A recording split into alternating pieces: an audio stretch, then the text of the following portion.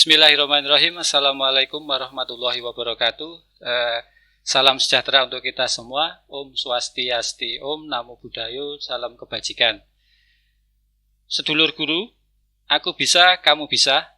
Aku hebat, kan kamu hebat, karena kita adalah guru Jateng Gayeng. Sedulur, selalu jaga jarak, selalu pakai masker, selalu jaga kesehatan, selalu produktif meskipun di masa sekarang ini. Pada episode obrolan guru saat ini kita akan berbicara mengenai atau kita akan bercerita mengenai pengalaman kita di pembelajaran jarak jauh. Jadi pengalaman guru di masa pembelajaran jarak jauh. Selama ini yang kita pahami adalah ketika kita melakukan pembelajaran jarak jauh, pembelajaran itu ya di depan kelas antara guru dan murid atau instruktur dan siswa itu bertemu di dalam kelas. Akan tetapi saat ini trennya adalah pembelajaran itu jarak jauh. Nah, tentu saja ketika kita mengalami pembelajaran jarak jauh itu akan ada sesuatu yang berbeda. Ada sesuatu pengalaman yang berbeda yang dialami oleh guru. Jadi saat inilah kita bisa untuk saling bercerita. Pengalaman apa yang bisa kita ambil dari guru-guru. Nah, saat ini untuk menceritakan tentang pengalaman itu di depan saya sudah hadir guru dari SMK Negeri 1 Sragen, Bu Hindun Kosanah SPD NPD.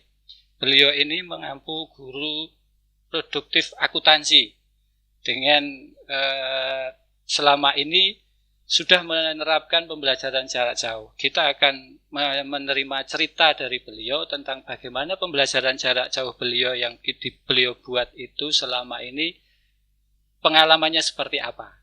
Nah, kita mulai saja untuk menarik pengalaman dari Bu Hindun mengenai pembelajaran jarak jauh yang sudah dilakukan selama ini. Apa kabar Bu Hindun? Baik Pak, Alhamdulillah. Sehat ya? Sehat. Meskipun di masa pandemi seperti sekarang ini.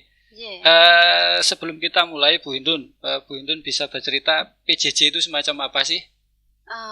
PJJ ya, istilah yang baru bagi kita. Nah, sebenarnya PJJ itu kan di Indonesia itu sudah berjalan sejak lama, pendidikan yang mengikuti pendidikan formal ya. Kalau dulu kan kita sudah mengenal adanya kayak homeschooling, itu kan sebenarnya bagian dari PJJ ya kan Pak. Ya. Tapi karena Indonesia sebenarnya sudah memprogramkan bahwa di tahun 2000 ke atas kita memang akan mengadakan kolaborasi pembelajaran untuk PJJ dan pembelajaran secara tatap muka. Tetapi dilalah kok di dunia ini kedatangan wabah COVID-19 ya, COVID-19 itu ini membuat percepatan PJJ di Indonesia seperti itu.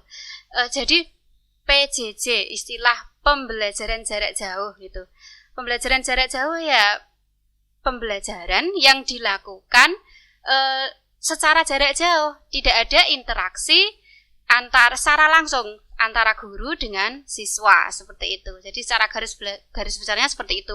Kalau klasikalnya itu pembelajaran dilakukan tatap muka dengan siswa, dilakukan ada interaksi secara langsung. Kalau PJJ ya secara otomatis tidak ada interaksi antara guru dan siswa secara langsung. Nah, PJJ itu nanti beda-beda. Jadi ada yang modelnya luring, ada modelnya daring seperti itu. Jadi seperti itu Pak. Oke. Garis besar PJJ. Itu tadi ya garis besarnya bahwa pembelajaran itu tatap maya ya.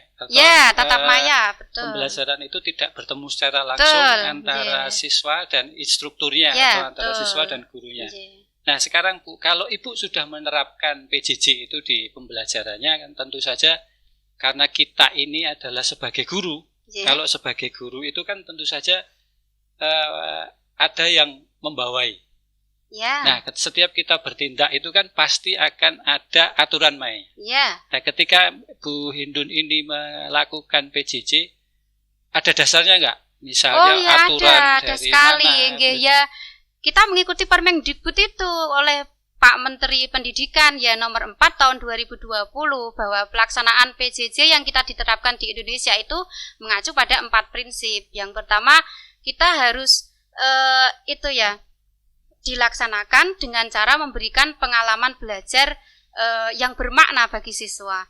Lalu yang kedua ya otomatis memberikan kecakapan hidup bagi siswa atau life skill, terutama di masa pandemi ini, Pak. Jadi kita harus berusaha untuk mengaitkan antara apa yang kita sampaikan nanti, kurikulum yang mau kita masukkan ke siswa dengan pembelajaran untuk penyelesaian atau menghadapi masa-masa pandemi seperti sekarang ini. Yang ketiga, bahwa pengalaman belajar itu hendaklah dilakukan secara bervariasi. Jadi kita tidak bisa secara paku atau pakem harus seperti ini menuntut pada tuntutan acuan di kurikulum. Enggak, semuanya harus kita lakukan secara variasi. Dalam PJJ itu semuanya bisa berubah, situasional seperti itu, Pak. Dan yang keempat, bahwa bukti atau produk belajar dari rumah itu tidak harus bersifat kuantitatif gitu. Sekarang sifatnya bisa kualitatif dan bisa kuantitatif. Dan terkadang PJJ itu malah menghasilkan sesuatu yang lebih daripada pembelajaran seperti pembelajaran klasikal kita sebelumnya, seperti itu. Karena ya itu tadi, ruang lingkupnya lebih luas, anak bisa lebih luas mengeksplor mereka, bisa memunculkan berbagai variasi kegiatan dan seterusnya, sehingga ini akan PJJ ini sebenarnya ya bagus gitu. Cuman ya begitulah, nanti akan ada plus dan minusnya seperti itu. Oke, itu dasarnya ya, ada dasarnya ya, ada nomor 4 tahun 2020 dari Pak Mendikbud itu. Iya, sebagai dasarnya kan otomatis kita punya dasar gitu. Kadang-kadang kan kita nanti akan ditanya dasarnya apa ini, kok ada PJJ ini dasarnya apa, kan kita tidak bisa. Kalau di Jawa Tengah kan juga ada ya Bu, kalau tidak salah sudah ada surat edaran dari Gubernur Jawa Tengah juga ya sudah. Jadi kita bisa belajar menggunakan PJJ. Nah, ini kalau dasarnya Bu. Nah, sekarang pertanyaan selanjutnya ini, kalau PJJ itu kira-kira kita butuh infrastruktur enggak? Kira-kira kemudian aplikasinya apa saja? Ya, butuh banget Pak, karena PJJ ini kan tadi sudah diungkapkan oleh Pak Bas bahwa itu tatap maya ya. Kita bahas dulu dua hal, bahwa dalam PJJ itu bisa dilakukan secara daring dan bisa secara luring.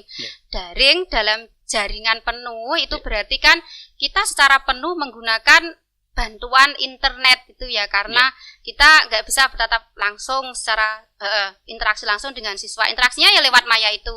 Yang kedua dengan cara luring. Nah, luring ini semi. Jadi kalau dengan cara luring luar jaringan, kita bisa saja men-schedule kita mau ketemu dengan misalnya 1-2 anak untuk memberikan penugasan mereka, lalu kita setelah penugasan diberikan nanti ada pengumpulan, lalu kita review misalnya lewat WhatsApp atau lewat email. Nah, itu kan bagian dari luring. Tapi kalau secara daring full, nah otomatis ini pirantinya ini yang memang benar-benar infrastrukturnya yang benar-benar harus disiapkan. Sebagai contoh ya Pak, kita butuh laptop, kita butuh HP untuk alat komunikasinya, kita butuh internet, kita butuh media-media lain pendukung untuk kita menyampaikan materi dan lain-lain lah, seperti itu. Terus aplikasi apa Bu selama ini yang dipakai Bu Indun untuk PJJ, yang misalnya kalau pakai daring misalnya, kalau daring itu apa yang dipakai? Apakah juga ada kombinasi dengan luring atau gimana? Sepengalaman saya ya. Pengalaman menurut kalau saya itu menggunakan full daring Pak. Jadi saya alhamdulillah menggunakan aplikasi yang sudah diprogramkan oleh Pemprov Jateng, yaitu menggunakan Microsoft 365, dan saya memakai aplikasi yang sudah di-launching oleh provinsi, yaitu Jateng Pintar, seperti itu. Karena sudah sudah difasilitasi oleh pemerintah, ya kita manfaatkan. Karena ini kan juga untuk menumbuhkan untuk menumbuhkan Jateng gayeng juga ya Pak seperti itu. Jateng memang harus gayeng. Jadi begini Bu, kalau Ibu menggunakan Microsoft 365 tadi ya, 365 itu hanya berdasarkan keinginan Ibu atau Ibu juga melakukan sharing dengan siswanya, misalnya kesiapan mereka sejauh mana, apa yang sudah mereka miliki, kemudian Ibu memutuskan untuk menggunakan 365 itu.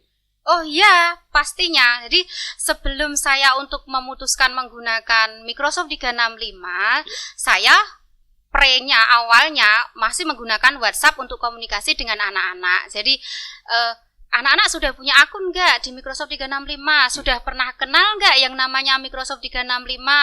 Lalu kira-kira kalau Bu Hindu nanti akan menggunakan aplikasi 365, ada yang berkeberatan atau tidak. Nah, itu kan kita komunikasikan lewat grup WhatsApp di kelas ya Pak. Nah, setelah saya sendiri di mata pelajaran komputer akuntansi, Maya Accounting itu, semuanya tidak ada yang keberatan, ya sudah saya mencoba untuk mengaplikasikan Microsoft 365.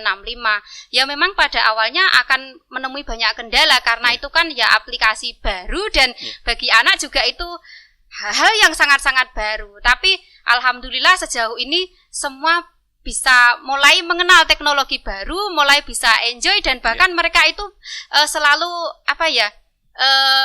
nggak mau ketinggalan kalau ada materi yang kita bahas di Microsoft 365 seperti itu. Jadi pre-nya tetap kita bertanya dulu kepada anak-anak itu. Dan ini selama pembelajaran ya selalu kita adakan perbaikan. Kalau misalnya anak-anak mengalami kesulitan, misalnya untuk soal linknya tidak bisa diadopsi lewat di Teams di Microsoft, ya saya sebagai guru yang harus berinovasi bagaimana link di Teams bisa diakses oleh anak yang akunnya anak yang tidak bisa masuk ke akun Teams seperti itu Pak. Jadi guru juga harus inovasi, siswa juga harus dikomunikasi seperti itu. Keren. Kompleks sekali Pak. Keren, tapi keren. Kompleks sekali apa yang sudah disampaikan menurut saya itu sesuatu yang tidak hanya berdasarkan ego semata bahwa kamu harus pakai ini, mau tidak mau, berarti kan ada saling komunikasi antara guru dan siswa. Tapi ya memang sebenarnya gini Pak, itu kan hal baru, jadi untuk banyak guru juga sebenarnya masih mau menerapkan atau enggak. Tapi bagi saya itu karena sesuatu hal yang baru, kita perlu belajar lebih dan perlu membelajarkan kepada anak-anak agar mengenal bahwa ada aplikasi PJJ baru yang bisa kita gunakan, kita bisa pelajari dan kita explore seperti itu Pak. Itu tadi kalau 365 sebenarnya karena ini juga, ada banyak aplikasi dan saya memutuskan untuk menggunakan 365 seperti itu. Banyak sekali memang aplikasi yang digunakan kan. Sebenarnya itu juga perlu dieksplor di pertanyaan ini karena ini keterbatasan waktu, tapi paling tidak itu sudah menjadi gambaran bahwa 365 itu yang sudah digunakan oleh Pemprov Jawa Tengah untuk kita belajar itu ada yang sudah mulai menggunakan dan siswa tidak mempunyai keberatan. Nah sekarang Bu, ketika ini sesuatu yang baru, tentu saja memang kalau sesuatu yang baru itu pasti banyak kendala, pasti tidak ada yang sesuatu itu kalau pertama kali langsung lancar itu nggak ada, pasti ada. Nah, ketika memilih atau menerapkan 365 untuk pembelajaran siswa di dalam kelas, kira-kira kendala apa yang paling sering dihadapi? Misalnya keluhan atau apa? Ini kendala dari sisi guru atau kendala dari sisi siswa? Dua-duanya. Ini panjang timingnya kalau mau menguraikan. Kebanyakan dari yang paling secara sederhana saja garis, dari yang siswa atas berapa, dari atas berapa gitu ya, disebutkan aja. Siap.